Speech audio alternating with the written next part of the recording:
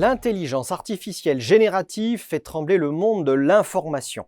ChatGPT et Perplexity dévorent le contenu journalistique, menaçant la visibilité des médias. Face à cette vague technologique, la presse a deux options, se soumettre ou lutter. Et la bataille ne fait que commencer.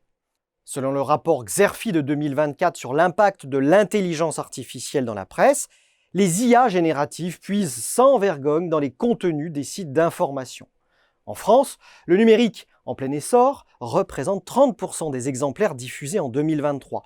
Mais cette croissance est mise à mal. Les éditeurs se retrouvent dépossédés, les droits d'auteur piétinés, tandis que les intelligences artificielles construisent leurs réponses sur des articles non cités.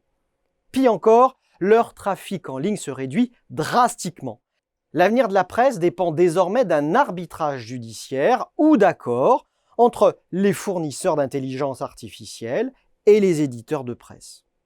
Aujourd'hui, l'alternative, c'est résister ou se soumettre. Certaines rédactions, comme Le Monde, ont choisi de coopérer.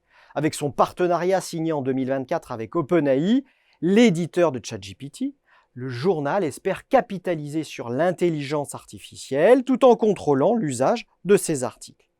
De l'autre côté, 40% des sites français d'information bloquent déjà l'accès aux robots d'intelligence artificielle, brandissant l'outil TDM-Rep comme un bouclier face au pillage de leurs données.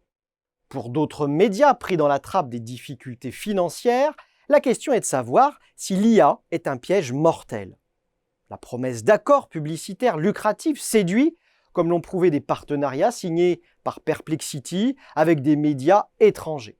Cependant, la presse française reste divisée entre ceux qui cèdent pour un sursis financier et ceux qui résistent pour préserver l'intégrité de leur contenu.